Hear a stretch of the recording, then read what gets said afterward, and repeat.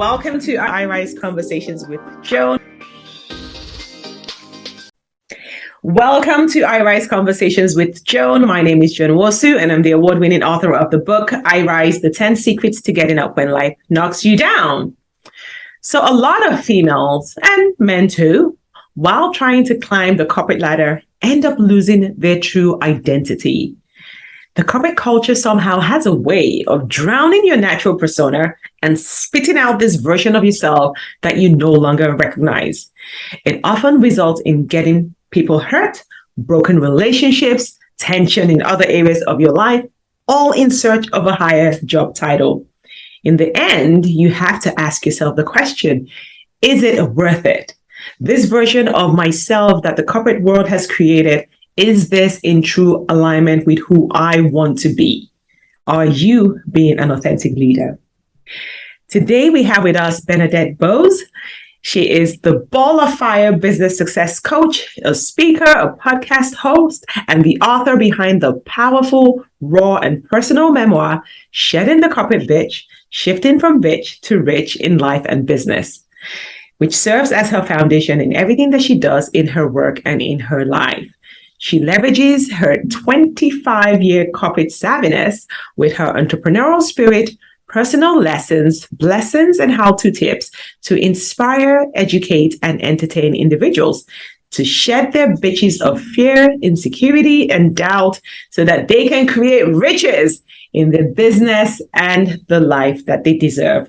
Welcome, Bernadette, to the show. Thank you, Joan. This is fabulous. I'm so excited to be here. I'm so excited to have you here. Okay, so maybe we can start off with you telling us a bit about your own journey. How did you get started, in the corporate world, and where are you today?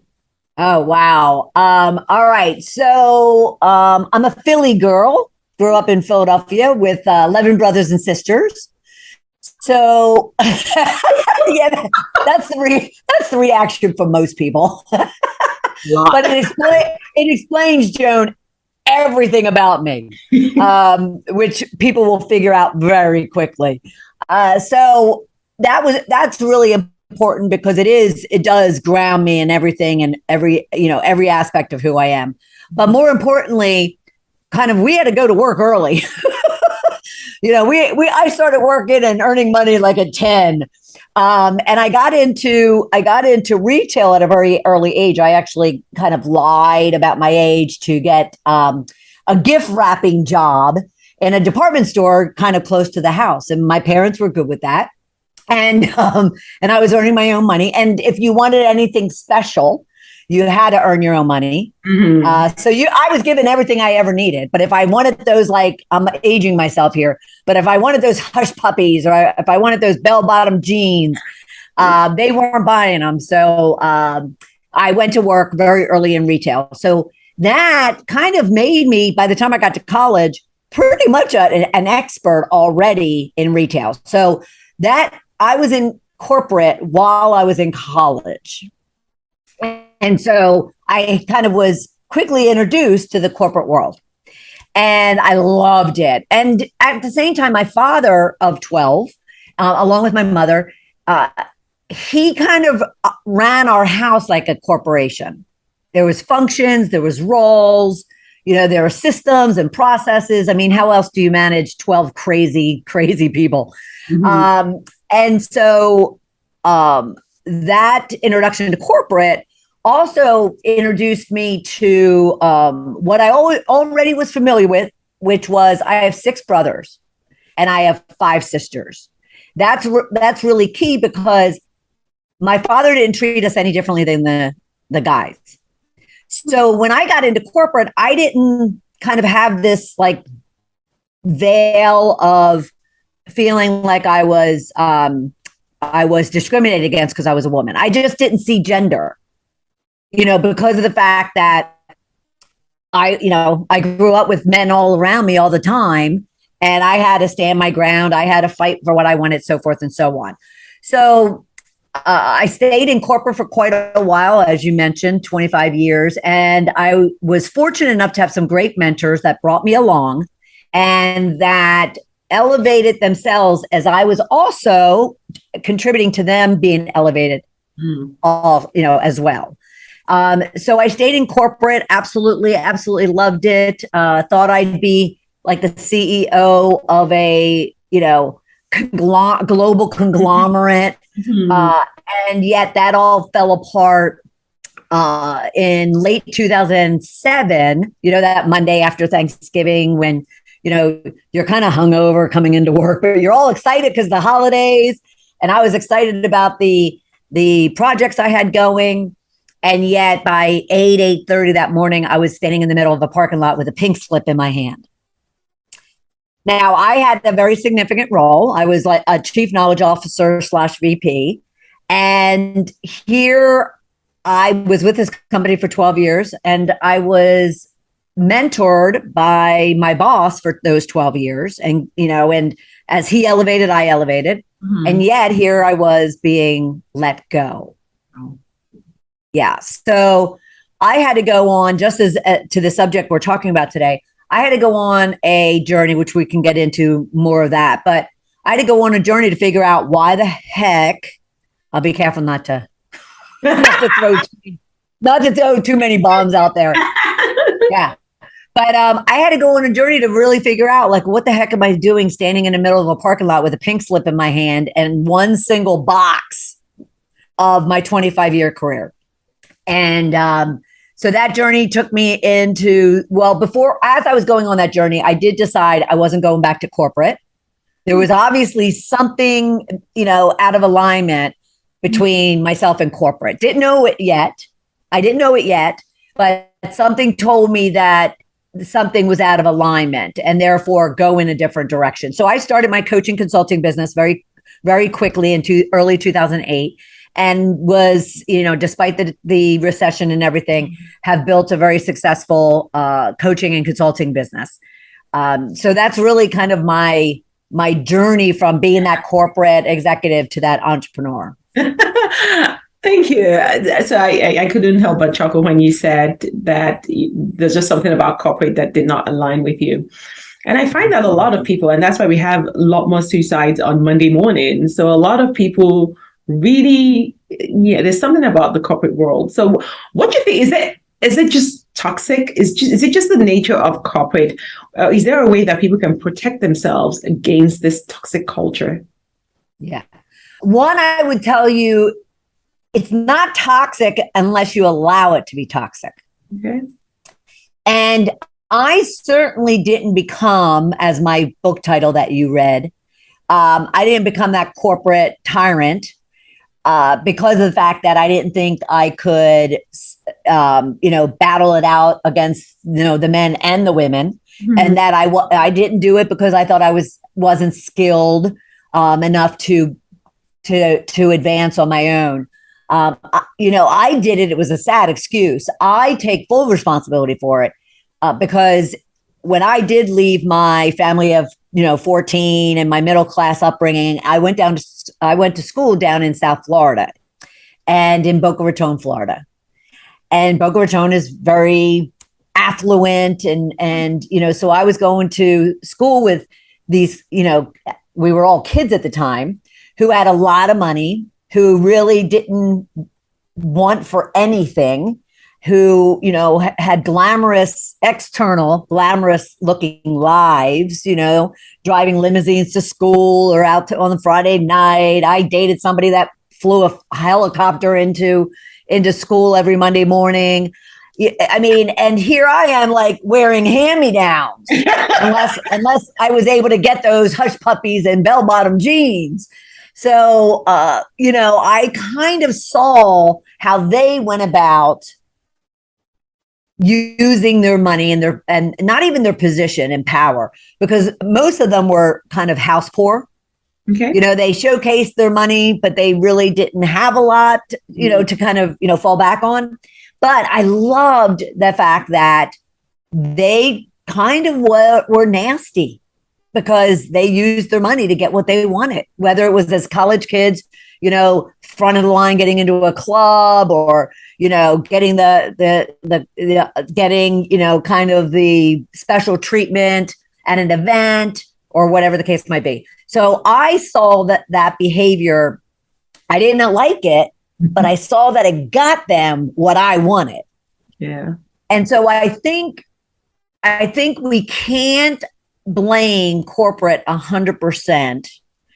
We have to first look at how are we going about being the employee, being the manager, being the leader that we need to be, and how are we contributing into what could be a toxic environment? Because not all environments are, and not all people, even in toxic environments, are. So it is a matter of how do you kind of empower yourself to go about it in such a way that it's not challenging. Because corporate, I would have stayed in corporate my entire career. I would have if it had that not happened. But I wouldn't have lasted because I fell victim to what you mentioned. I fell victim to blaming the corporate environment, blaming everyone else but myself at first. And you just can't do that if you think you're going to survive it, let alone advance and prosper in it. So so anyone listening and watching needs to really, kind of just take a look at themselves first, and decide what it is that they want. And then I always tell people, go look for it. Not all companies are toxic. Not all cultures, are toxic. It's just a matter of, what are you allowing and accepting? I like that. What are you allowing and accepting and look inwards? I think that's something that's very key because it's very easy to just blame the organization. Oh, they're toxic. And that's it. There's no need for you to change or do any inner work or any reflection. And again, like you're saying, it might just be it's not in alignment with what you want. So how about you figure out what you want and then go get it? I mean, I spend 8 hours a day, 5 days a week. That's what I do is try to showcase to these executives that stop deflecting. Yes. Stop deflecting it on everything and everyone around you. Stop, and go get still and figure out, what are you doing? What part do you have? Because that's what I had to do. When I learned why I was fired, I'll tell you what, that will cause anyone to take a second look and go, what the hell? How did I become this person? Because I'll give you the end story. I realized after I went and really started digging into kind of understanding why I was fired, especially from my mentor who I loved and adored and revered. I'll tell you a short story. I was running with my dog. He's a very tall, big dog at the time. And we were running in the park. And I'm kind of, like a movie. I'm trying to run through all of these encounters and events and situations in my life, like throughout my career that caused this thing to happen, that caused this firing. And so I'm running through, and this was going on for days and weeks and months, not just this park run. But during this park run, all of a sudden I had this image, this vision come over me. And I saw her. I saw who I was that caused, this person that I revered and adored to fire me after all those years. And that was the nastiest bitch you could ever meet. And I literally right then and there fell to the ground in the middle of the street where I was running in a pool of shame and disgust and humiliation and embarrassment and hurt and disgust. I mean, I felt it all because I immediately also said to myself, that is not who I am.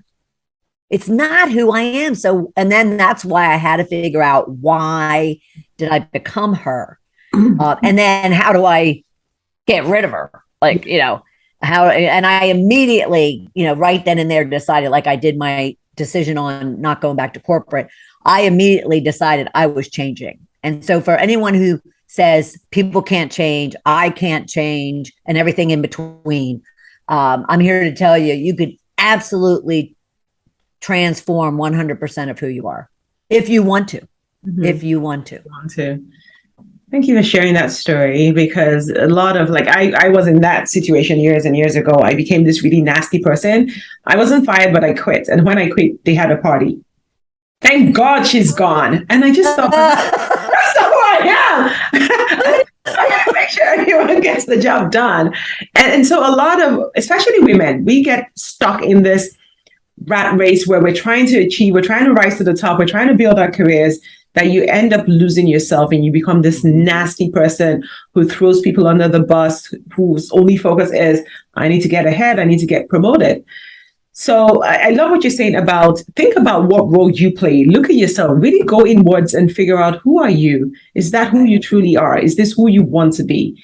And then try to change. So we're going to talk about how they can change in a minute. Yeah. If it's possible. But I love you can change if you want to change. So for anyone listening today who's probably thinking, okay, that could be me. Like, I get a lot of negative remarks at work. People don't necessarily like working with me. What can they do to get started on this journey of change? Right.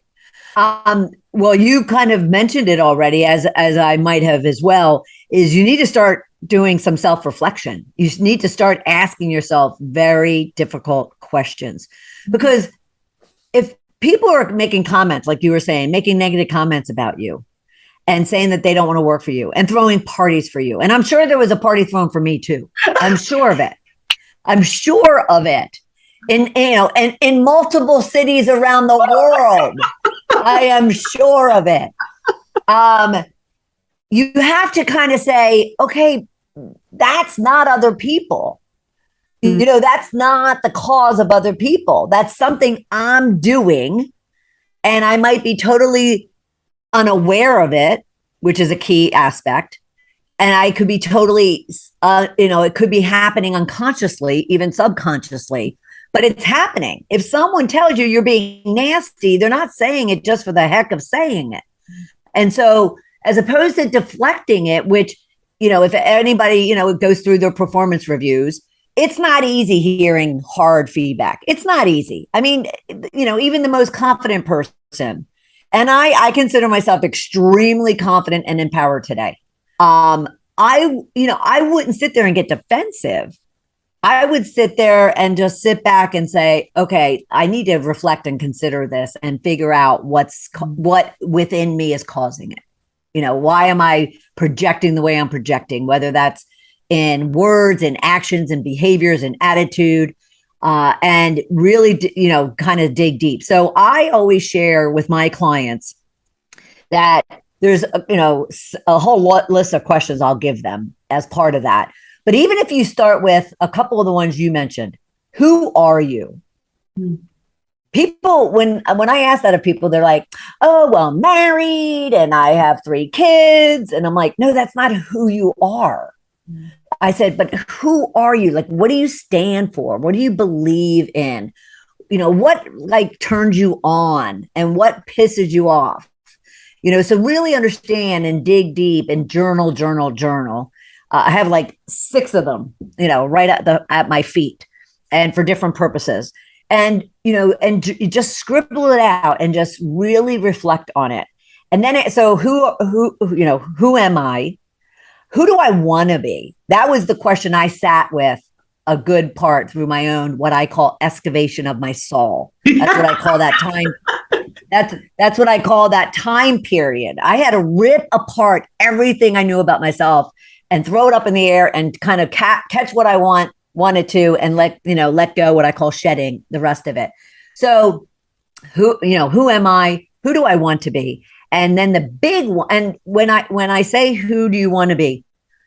Who really do you, what type of person? What do you want to stand for? How do you want people to actually talk about you? Mm-hmm. What do you want them to say, as opposed to negative? What do you want them to say when they walk out of the room, or you walk out of the room? So really sit with that and consider it. And also open up to the fact that you could be anything you friggin' want to be. Had anybody told me 12 years ago that I'd be doing what I'm doing, influencing, thousands of people around the globe doing what I'm doing, I would have told you were nuts. If someone had said to me, I was going to write a book, turn that book into a screenplay, turn all of that into radio and podcasts and TV, and then have this coaching business that, is global, I would have been like, yeah, no, that's not happening. So like open up your mind and allow yourself to really kind of not dream, but really figure out what it is that who you want to be. And then another key question to ask yourself is, who do you not want to be? And that was the biggest question. So that was the biggest question. Then the middle question was the second. And who am I was pretty, I was so skewed and so lost with who I thought I was that I didn't even spend time there. I spent time on who do I want to be and who do I not want to be? I mean, that was the kicker right there is, okay, something's not working. I just was fired. I lost everything, especially my own identity. I want to change. So who do I not want to be anymore? And so I would start there because it's heavy. This stuff, as you know, Joan, it's heavy. So don't push yourself. Just take steps into figuring out, what you want out of this life. Yeah, absolutely. And for some people, it might be something completely different. Or for some people, it might just be to just shift certain things in yourself and just stay in the same job. Absolutely. I want to talk about people who, because I've seen some women, a lot of women, they grind, they strive, they're constantly trying to be perfect, to over deliver, over commit, do everything over, but they still don't get promoted or they don't even get seen. Is there something that they're doing or not doing that is preventing them from getting the recognition and possible promotion that they're looking for? Absolutely. Now, I really learned this when I became an entrepreneur, and I wish I had known it when I was in corporate. And let me explain that. When you're an entrepreneur, you're out there and you're having to sell yourself because you no longer have all that infrastructure that corporate gives you behind you. So you have to go out and do the selling and whatnot. And when I first started, although my business was very strong, even in 2008 with the recession, there was a period in like 2013, 14 that it kind of dropped off. And so I had to put myself back out there again. And I was to the point where I was, I'd spent a great deal of my money, if not all of it, building this business from my, savings and my corporate lifetime. And I all of a sudden just got very desperate and anxious to get, income in the door and clients on my roster and whatnot. And all I can tell you is desperation reeks, and everybody smells it, feels it, and they want to run so far away from it. When you're so desperate that you're just pushing too hard, like you said, you're pushing too hard, you're, overworking, you're killing yourself. You're grabbing at every brass ring, hoping something, kind of sticks. And people not only smell that and feel that and even hear that, but then you start projecting aggressiveness and anxiousness and angst. I love that word. I use it quite often because it's stronger to me than stress or anxiety. I mean, it's angst. And it reeks. And so those people that aren't getting the attention or, getting recognized or advanced or getting the opportunities, it's because you're pretty much desperately operating and executing. You're not being strategic. You're not being thoughtful and intentional. And you're not considering what it really means to get recognized and to get promoted in advance. And it's everything but how much you produce, how much money you bring in the door. I mean, I don't know. And I had this conversation actually the other day with my sister, who is a corporate recruiter. I would say in my 14 years of executive coaching, I can't tell you one instance where someone said to me, an HR leader or team manager, that they're promoting someone because of their resume or their skills. That really rarely comes into the picture because obviously they have the skills and whatnot if they're already in their company. So now what they're looking for is Does this person relate to people? Does this person connect, collaborate, engage, have compassion, have empathy? Do they actually serve the people that they're working with or working for, or whom are working for them? And are they really leading as opposed to just executing and being a taskmaster or a dumper as opposed to a delegator? And so they really need to take a look at how much time are they putting toward building those relationships, creating that network, finding those mentors and coaches and sponsors that will help them, and really working on their soft skills, their interpersonal skills, as opposed to the resume, because the resume, they can always learn something. And many hiring managers and HR people will tell you, I'll hire a kid out of school who fits our culture, fits our idea of a future leader, and has no skills. And I'll train them and I'll give them the skills, as opposed to someone whose resume is packed and yet they can't get along with anybody. They cause too much stress and people don't want to work with them. Just like you explained that, that other example. So they really have to look at what is it that's going to, what's going to make them a leader. And it's not going to be burning the midnight oil.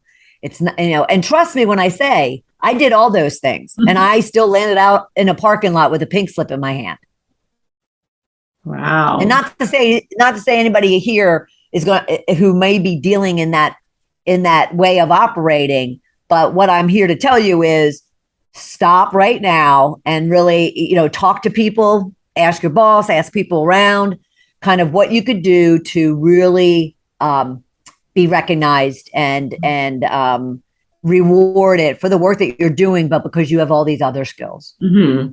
Yeah, I think so. It kind of goes against the way people think, because you just think the more I produce, the more I deliver, the more money I bring, that would give me the recognition. But what I'm hearing you say, it's not about that. It's more around the soft skills. It's more around building the networks, building relationships. That's what will get you to the top of the ladder, not how many dollars you bring into the organization. That's a huge. Right. Do you ever hear the Pareto law? Are you familiar with the Pareto law? The 80-20 rule? The 80-20 rule? Mm-hmm. Yep, the 80-20 rule. You get 20% of your accomplishments come from, 80% of your results come from only 20% of your to-dos. Well, that's how I feel. And that's my mantra when it comes to mindset versus skill set. Individuals, corporate professionals, even entrepreneurs, even people that are, at home.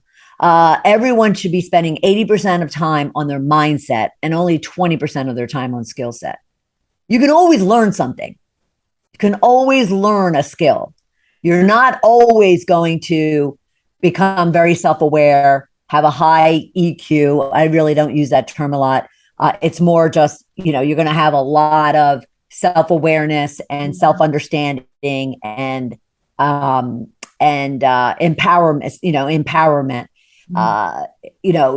and that's where people struggle. They don't struggle with their skills. They struggle with the confidence, with boldness and courageousness and, and attitude and belief systems and feelings of worth and feelings of value and contributing. Yeah. So spend time there. Wow. I love the 80-20 because, again, that's a huge mindset shift to focus more on your mindset, because a lot of people don't even invest in their mindset at all. If you ask them, what was the last training you did? It's always some skill set. It's never really anything with the mindset, the things that you're talking about, your limiting beliefs, your confidence, people don't really spend any, they don't believe it's an investment in themselves. But I'm hearing you today, and I believe that strongly because I've seen it in my personal life as well.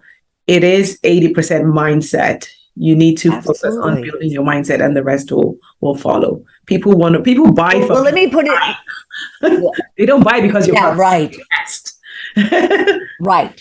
They don't buy because of your products and services and features. They buy because of you. Yeah. Another way simply to look at this too is why 80%. Why I'm so grounded on this 80%. like I said, skill sets, gosh, I go on Google every day to learn something, something about social media or something about branding or something about something. It's easy, right? At the same time, or contrary to that, changing your belief systems that you've had for 20, 30, 40, 50, 60, more and plus years. I mean, that takes work. It's not, because a lot of times you don't even know the reasons why you're doing what you're doing and why you're saying things the way you're saying them. And until you actually dig deep, I had to really dig deep and discover and really discover that one reason why I turned into such a nasty person is I never felt like I fit in. And in order to feel like I fit in, I was just going to push myself in. I was just going to demand that I, got a seat at the table. And I had to look at, where did that come from? Like, why do I feel like I don't fit in? And this was all the way into my 40s. And I looked at it, and real quickly, it came down to the fact that I'm a middle child of 12, as I mentioned, 12 kids. But I was the only blonde hair, blue eyed, fair skinned, child of all 12. I was called the milkman's daughter, the postman's daughter. I was everybody else's daughter but my parents, and everyone teased me from birth until, until my 20s, but teased me to the point where I really, truly, they would call me that I was adopted. And so all of a sudden, that's being instilled in my being.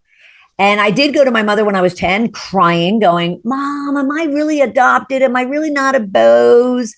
And she just laughed it off and went, honey, you're just different and unique and you're one of a kind. And sooner or later, you're going to kind of, morph into, and I do. I look like my sisters. I sound like my sisters, and my brothers, I have the same eyes. So, but that feeling of not fitting in. If I didn't fit in with my family, who do I fit in with?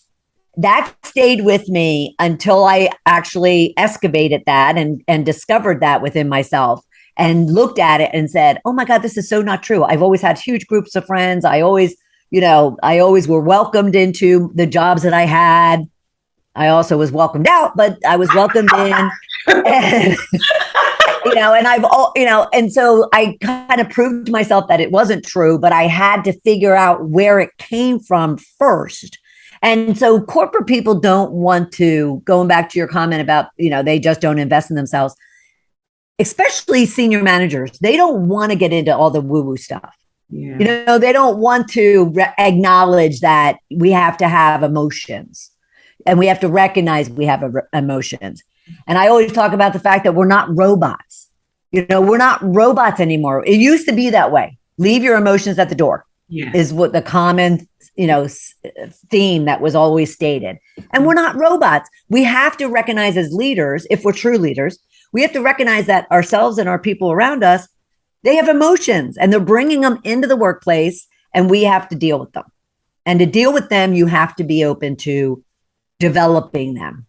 And getting into some personal development and emotional intelligence and all that woo-woo stuff.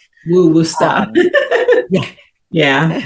Absolutely. Yeah. I do want to encourage listeners today, like if you're heading for leadership roles or you want to get promoted or you want to be recognized, maybe focus more on the mindset. Because obviously you've gotten to where you are today based on your skill set, but maybe now to move further up the ladder, focus more on your mindset, because that's really what makes the difference. Right? They're not going to climb if they don't. I'm just going to put it out there. I'm going to put it out there. I mean, don't do what I did and wait until you're, 45, 50 to take care of it. I also want to, oh gosh, it just went out of my head because you said something that I also wanted to stress to them. It'll come back. Okay. So let's talk about your book for a second. Your amazing book, so raw and so honest. Why did you feel it was important for you to share your story?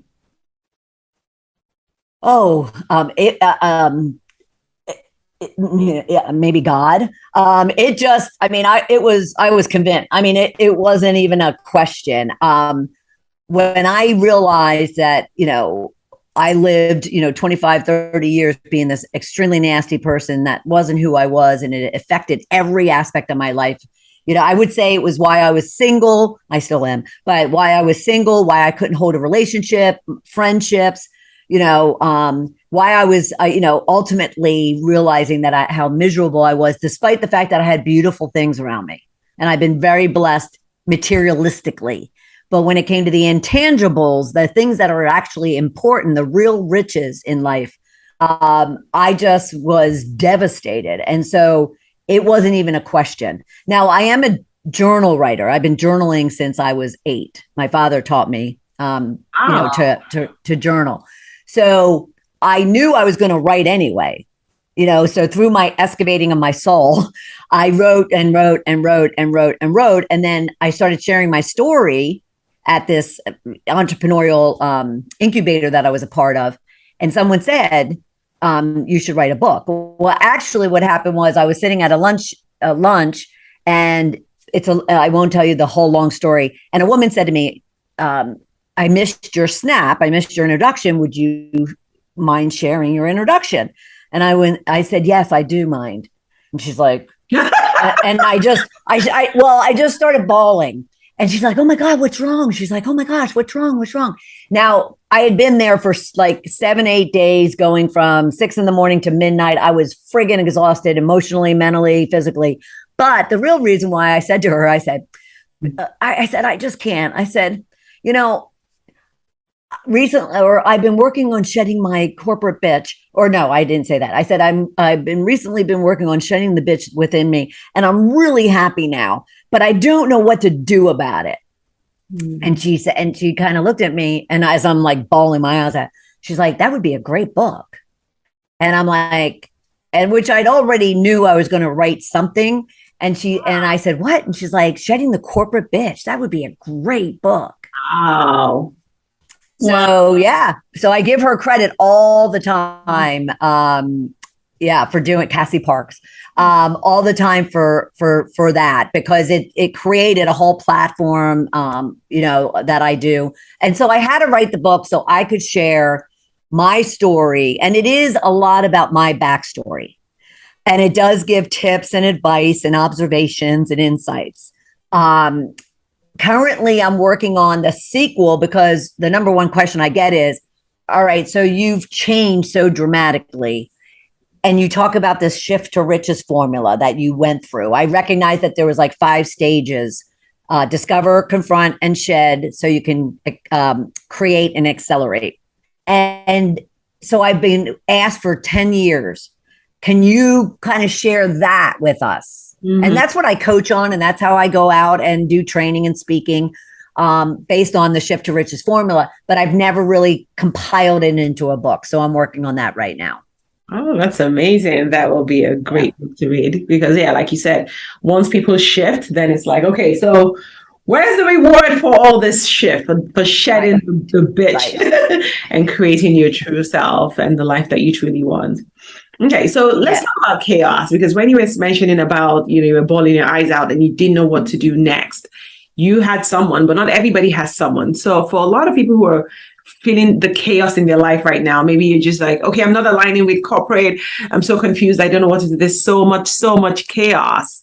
How can they shift from chaos to clarity? That's awesome. That's an awesome question. And actually, that was this comment I wanted to make earlier. So a few things. So I have one of my 5 sisters. Excuse me. I consider not only my best friend, actually all my sisters are, but I consider a mentor. So I turn to her. And I turn to her for specific advice and observation and guidance and feedback. And so I would go looking for people in your inner circle, but you have to really trust them to be open and totally vulnerable and transparent as to what you're going through. The other thing too is I went to my sisters over cocktails and I said, okay, I need you to give me one word description of how you would describe me. And my mother was there as well. She was alive at the time. And so over a couple of Cosmos, they dumped. I mean, they dumped the good, the bad, the ugly. I had pages of one word, statements as to how they perceived me. So I used that as also kind of a feedback. But then what I would suggest from a professional perspective, and the comment I wanted to make earlier, is go and get a mentor or a coach, especially even like a professional coach, and ask your boss, raise it up to them, that you just know that you have things that you want to work on. And is there a way for me to engage a professional coach? Now, I have a number of clients that, because their company doesn't support it, they come to me directly. So don't if they say no, don't stop there. Go and still seek out someone to help you kind of walk through and guide you through this, what I call excavating of your soul, to really find out what it is that you want to do and how to achieve it in your career. Because mentors and coaches and sponsors are not talked enough about. No. And it's your responsibility. Your boss is rarely, unless it's a troubled or a struggling professional, they're rarely going to come and go, hey, tap you on the shoulder and go, hey, I want to give you a coach. Yeah. You have to also ask for it and feel valuable enough to, and worthy enough to have one. I love that. Okay, so get a mentor or a coach, or if you have a close cohort of friends. You see, that's why large family is so good. You don't have to go looking for friends, but if you have you trust, then that's a good way to get some insight into who you truly are, and that way you can start from there and start your healing or your excavation of the things that you want to keep and who you want to become, what you need to shed. So I love that, and work with a coach if you can't do it on your own, because it's tough. Like the inner work, it's really hard work doing all this inner stuff alone. But yeah, that's a good advice to all my listeners. You might want to engage your coach. You can engage Bernadette as well. She can help you to get to where you want to get to. Okay, so a question that people always ask, is it better to work hard or work smart? Or are they one and the same, or is there a sweet spot? No, it's definitely work smart. I mean, it's definitely, now granted, I have some clients that their definition of hard is not very hard. It's like 2 hours. So you could say, define your idea of hard, but it shouldn't be a struggle. When you get up every day and you're willing to even to do your work for free, that's not a job. That's love and passion. And both from a corporate perspective and entrepreneurship, I've experienced that, to where I wouldn't have had to get paid, and I would have still loved doing that work. I would have still loved doing that work. Wow. And a lot of people think that's impossible, but it kind of goes back to what you were talking about, where you need to sit with yourself and really ask those questions. What do I want to do? What makes me happy? What fills my cup? What fires me up? You really need to get to the point where you know yourself, and then go look for it. Don't just sit in a job where it's toxic. I hate my job. Just moaning about it. There are jobs out there that fit everyone, every personality, every type, every desire. It's there. If it's not there, create it. Go and create it. Absolutely. Yeah. And if you're that type of person who thinks that it's impossible to have a job that you love, that you're willing to do for no money, then you need a coach. You need it, because it's so untrue. You're telling yourself lies that are just holding you back, and they're excuses for you not taking the risk and the plunge into something that you might not be comfortable with and you might not feel like you're ready for. So find somebody to talk to about that, because that's your fear speaking. Yeah, absolutely. Okay, so one more question on leaders. This is a very controversial one. Leaders born or made? Made. Yeah, made. I mean, I'm a perfect example. Now, somebody might say, well, I was born a leader, early in my life, literally born, because you actually had to be in a family of 14. And I lost my way along the way.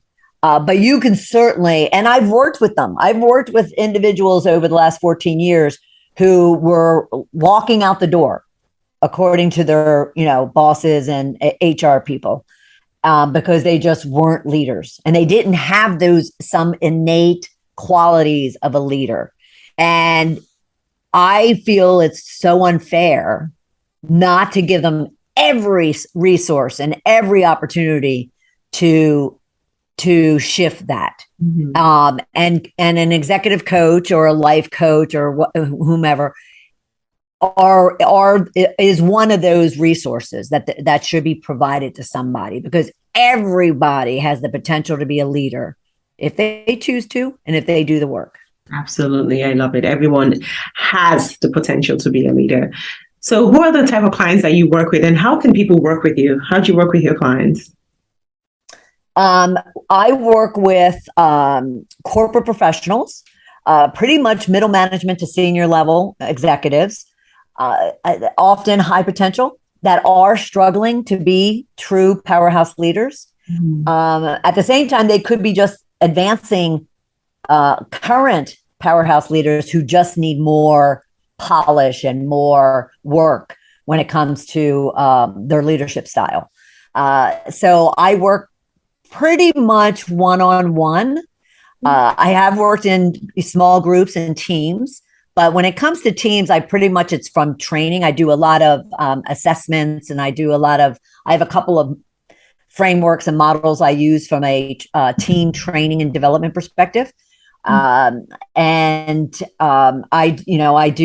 speaker as well for companies and associations all around the world. Mm-hmm. So I don't ever kind of have a strict model because my clients, I like it to be very custom. Mm. So one client versus another could need very specific things, and I want to be able to provide it to them. The way that I want to meet them where they are and provide them what it is that they need. Okay. Awesome. Yeah. Okay. I'm sure a lot of people are resonating with this, thinking, okay, I need that one-on-one help. I need to change the way I am, the way I show up, and really shed some of those issues that are holding me back and not allowing me to get recognized. So what advice do you have for people who are currently sitting on the fence? They're like, well, yeah, they don't like me, but that's not true. I'm a good person. I don't need to change. But again, people don't want to work with you. You're not getting promoted either. What advice do you have for people who are in denial? Start writing your resume. Ouch. Oh, love it. Start writing resume. If you have any ambitions to advance and grow, it's not going to happen. And if it does happen, so many people said, afterwards, I even said, why didn't anybody stop me? Why didn't anybody let me go years earlier? Mm-hmm. And why didn't anybody tell me just so I could change? And I had an opportunity to be different.